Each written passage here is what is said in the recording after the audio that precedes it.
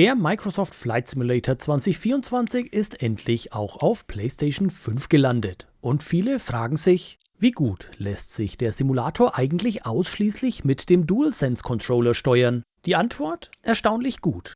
Aber nur, wenn man im Laufe der Zeit mit der Belegung vertraut wird. In diesem Video zeige ich dir die wichtigsten grundlegenden Teile der Steuerung für den DualSense, Tasten, Kombinationen, Profi-Shortcuts und spezielle PS5-Features wie Touchpad, Lautsprecher und adaptive Trigger. Und damit hallo und herzlich willkommen hier auf meinem Kanal. Mein Name ist Andi, schön, dass du da bist. Bevor wir in die Details gehen, hier ein kurzer Überblick.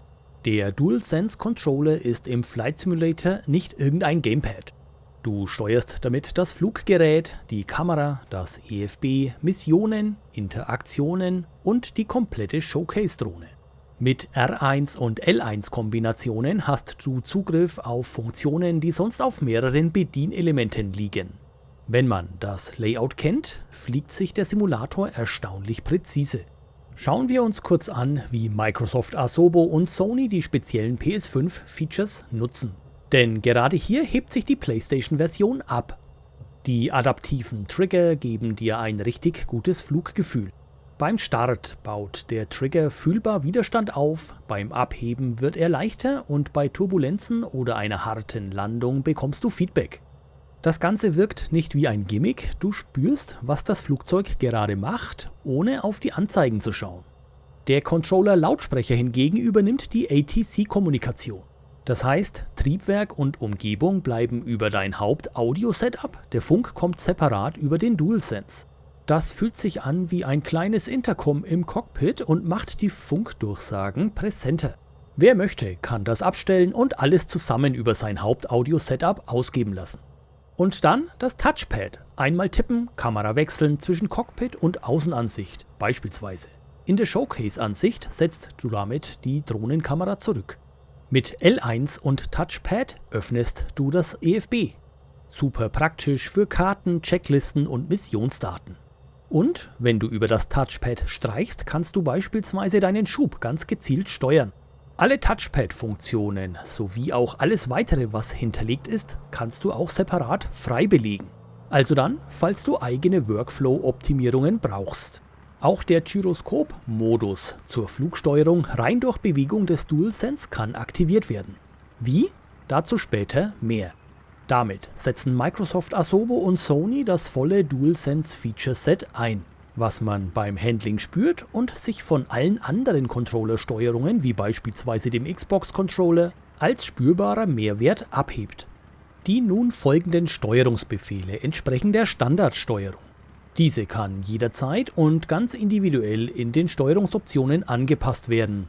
Im heutigen Video beschäftigen wir uns nahezu ausschließlich mit der Standardbelegung. Ein kleiner ergänzender individueller Teil kommt nachher aber auch noch. Das Ziel für heute ist, die Grundlagen zu verstehen und darüber hinaus den ein oder anderen Tipp für Fortgeschrittene mitzunehmen.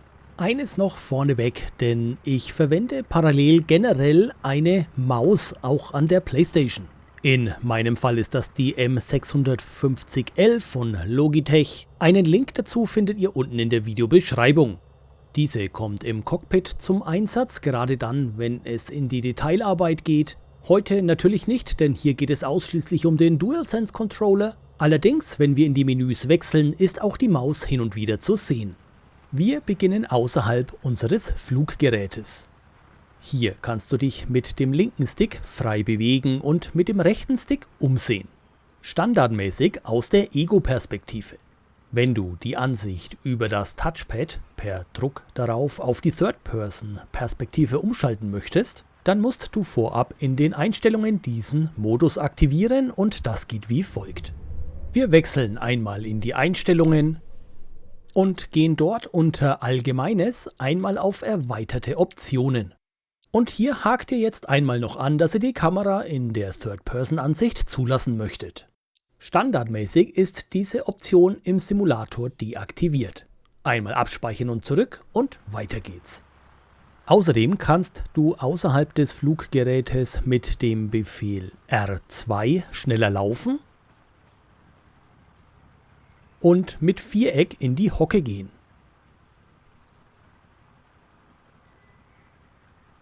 Schnell ins Fluggerät rein und raus kommst du mit dem Befehl L1 plus Kreis. Alternativ kannst du innerhalb und außerhalb des Fluggerätes auch auf den Türgriff klicken, um so aus- und einzusteigen.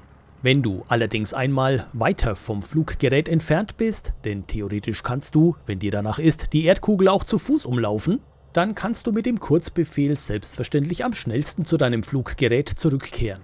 Wie du generell in den Cursor-Modus wechselst, um beispielsweise Dinge wie den Türgriff anzuklicken, dazu kommen wir gleich noch. Starten wir im Flugzeug mit dem D-Pad am DualSense als Schnellzugriff auf diverse Flugfunktionen. Nach oben stellt die Klappen hoch, nach unten stellt die Klappen runter.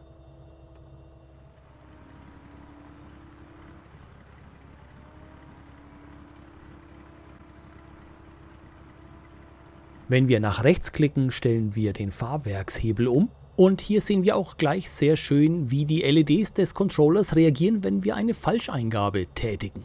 Denn am Boden sollte man das eher nicht tun. Und wenn wir nach links klicken, geben wir eine schnelle Karriereantwort. Wenn wir das Ganze nun mit gedrückter R1-Taste kombinieren, kommen entscheidende Systemfunktionen hinzu. R1 plus oben ist Autopilot trennen, R1 plus unten ist Engine Shutdown, R1 plus rechts ist Wasserruder. Gerade für Missionen, Buschfliegerei oder Wasserflugzeuge sehr hilfreich. Die 4 Haupttasten übernehmen die essentiellen Flug- und Missionsfunktionen. Die X-Taste erhöht den Schub, die Kreistaste reduziert den Schub.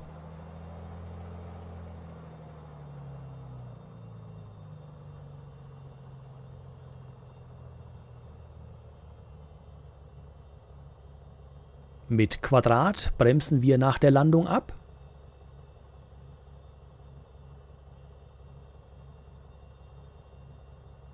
Und Dreieck wechselt Missionsaktionen oder löst diese aus. Ob Löschwasser abwerfen, Fracht abkoppeln oder den Rettungshaken ausfahren, Dreieck ist deine Missionstaste. Kommen wir zu den Sticks. Der linke Stick steuert das Flugzeug.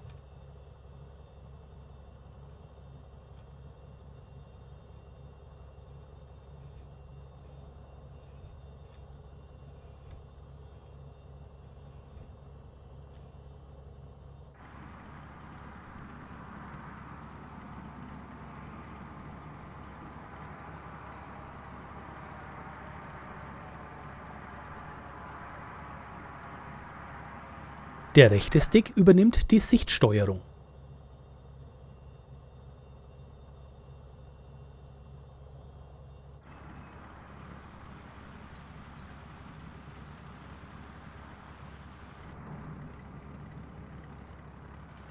Ein Klick auf R3 setzt die Kamera zurück, wenn gewünscht. Wichtig werden die erweiterten Funktionen. R1 plus L3 aktiviert den Cursor-Modus für Cockpit-Interaktionen. L1 plus L3 aktiviert den Gyroskop-Modus und dadurch die Steuerung durch Kippen des Controllers. Gerade der Cursor-Modus ist Gold wert, wenn man im Cockpit Schalter und Knöpfe bedienen möchte. Wenn du L1 im Cockpit gedrückt hältst, dann hast du Zugriff auf erweiterte Kamerasteuerungen. Halte also L1 gedrückt und verändere nun durch Drücken von L2 und R2 die Höhe der Kamera im Cockpit. Während du L1 gedrückt hältst, kannst du außerdem mit dem linken Stick die Position nach vorne, hinten, links und rechts im Cockpit bewegen. Mit dem rechten Stick kannst du währenddessen die Kamera frei drehen und dich so komplett frei im Cockpit bewegen. L2 und R2 steuern außerdem die Seitenruder. Perfekt für saubere Centerline-Landungen, Kurven am Boden oder Windkorrekturen.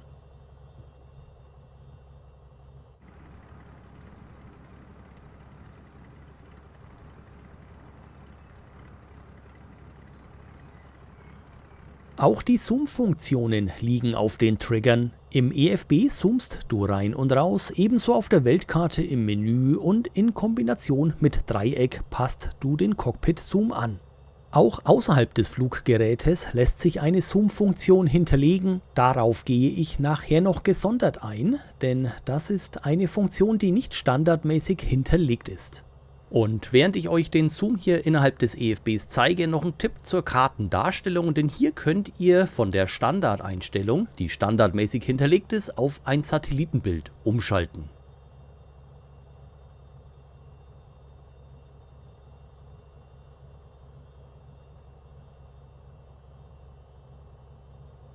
Über L1 und R1 erreichst du weitere Shortcuts. R1 plus Quadrat ist die Parkbremse. R1 plus Dreieck sind die Spoiler. Mit R1 plus X bzw. Kreis kannst du die Schubdetenz durchschalten. L1 plus X aktiviert die Smart-Kamera. Und L1 plus Dreieck löst die aktive Pause der Simulation aus. Gerade zu Beginn ist die aktive Pause eine sehr gute Möglichkeit, in stressigen Situationen cool zu bleiben. Solltest du mit den Einstellungen während des Fluges zu irgendeinem Zeitpunkt überfordert sein, kannst du dein Fluggerät in die sogenannte aktive Pause versetzen. Das bedeutet, um dich herum läuft alles ganz normal weiter, nur dein Fluggerät bleibt auf der Stelle stehen. So kannst du dann bequem all deine Einstellungen vornehmen, die aktive Pause durch einen Druck auf L1 plus Dreieck beenden und weiterfliegen. Hier in dieser Ansicht wieder angekommen, sehen wir uns doch direkt einmal eine besondere Kameraoption an. Der Schaukastenbereich startet eine Drohnenansicht, die ihr ebenfalls mit dem DualSense hervorragend steuern könnt. Auch hier dreht bzw. bewegt ihr euch mit den Sticks in die jeweilige Richtung und mit L2 bzw. R2 bestimmt ihr eure Höhe. In den Einstellungen zur Schaukastenansicht könnt ihr beispielsweise auch die Geschwindigkeit der Drohne einstellen. Auch auf diese Art und Weise könnt ihr euch über die komplette Erdkugel bewegen und über das gezeigte Menü dann aber auch jederzeit wieder zurück ins Cockpit oder in die Außenansicht springen. Das Touchpad ist standardmäßig außerdem wie folgt noch einsetzbar. Durch Tippen wechseln wir die Cockpit- und Außenansicht. Insofern wir uns im Showcase-Modus befinden, setzen wir darüber die Drohnenkamera zurück. L1 plus Touchpad öffnet und schließt das EFB und wie erwähnt lässt sich durch Darüberstreichen der Schubhebel bedienen. Dies war ein sehr großer Teil der hinterlegten Standardsteuerung des Controllers. Wenn du nun beispielsweise individuell nachjustieren möchtest, dann kannst du das jederzeit und für alle Eingabegeräte im Steuerungsmenü tun. Dort kannst du eigene Steuerungsprofile anlegen und beispielsweise die vorhin erwähnte Zoom-Funktion außerhalb deines Fluggerätes hinterlegen. Und somit kommen wir zu den erweiterten Möglichkeiten für Fortgeschrittene. Wir beginnen mit dem sogenannten Versetzen-Modus. Sollte es einmal kritisch geworden sein oder du dein Fluggerät aus welchem Grund auch immer versetzen wollen, dann kannst du das mit dem sogenannten Versetzen-Modus tun. Und diesen Befehl müssen wir zuallererst einmal auf unserem Controller hinterlegen. Hierzu geben wir in der Suchfunktion oben in der Leiste einmal Versetzen ein bzw. den Ansatz dazu und finden darüber dann die Möglichkeit Versetzen-Modus umschalten. Und wie wir sehen, ist hier nichts hinterlegt. Und jetzt ist hier natürlich entscheidend wichtig, dass wir uns für eine Tastenkombination entscheiden, die mit keinem anderen Befehl kollidiert. Das neue Eingabeprofil benennen wir dann entsprechend und haken an, dass es für alle Luftfahrzeuge übernommen werden soll und speichern ab. Und jetzt taucht hier auf der linken Seite nicht nur das Standardprofil, welches hinterlegt und auch abgespeichert ist, also ihr könnt hier nichts überschreiben, und eben euer neu angelegtes Profil auf. Ihr könnt jederzeit zwischen den Profilen hin und her springen und mehrere individuell anlegen. Und zur Orientierung, ob Tasten mehrfach belegt sind, seht ihr hier hinter den jeweiligen Tastenbefehlen eine kleine Zahl. Diese drückt aus, wie oft die Taste belegt ist. Nun schließen wir die Einstellungen und kommen zurück zu unserem Fluggerät, drücken die entsprechenden Tasten, die wir hinterlegt haben, in diesem Fall R1 und R3 und aktivieren so jetzt unseren Versetzen-Modus. Und hier gilt nun wieder, mit L2 und R3 stellen wir die Höhe ein, gehen also nach oben und nach unten und bewegen uns mit den Sticks in die jeweilige Richtung. Und diesen Versetzen-Modus kann man jederzeit aktivieren, egal ob wir uns am Boden oder in der Luft befinden. Sobald wir an der gewünschten Stelle sind, klicken wir unsere Tastenkombination erneut und die jeweilige Position wird übernommen. Je nach Situation ist ein bisschen Vorsicht geboten und ihr müsst eventuell ein bisschen nachjustieren, insofern ihr euch beispielsweise vom Boden in die Luft versetzt. Das System unterstützt euch hierbei aber jederzeit, erkennt die Situation und passt das Fluggerät entsprechend an. Und so könnt ihr euch beispielsweise vom Boden in die Luft versetzen, obwohl ihr am Boden noch gar nicht flugbereit wart. Umgekehrt geht das dann selbstverständlich genauso. Nun zur angesprochenen Zoom-Funktion außerhalb unseres Fluggerätes. Denn wenn wir diese nutzen wollen, müssen wir sie auch aktiv auf unseren Controller hinterlegen. Dazu wechseln wir in den Einstellungen wieder auf unsere Steuerung und suchen einmal nach Zoom und hinterlegen dort dann unter der Zoom-Achse Außenansicht diesen Befehl R1 plus L. Das ist zumindest meine Empfehlung, hinterlegen könnt ihr hier aber selbstverständlich, was ihr möchtet. Vom Ablauf her also ganz genauso wie eben beim Versetzen-Modus. Im Anschluss speichern wir wieder ab, wechseln zurück auf unser Fluggerät und haben ab sofort die Möglichkeit, über unseren DualSense Controller mit dem entsprechenden Befehl den Zoom zu steuern.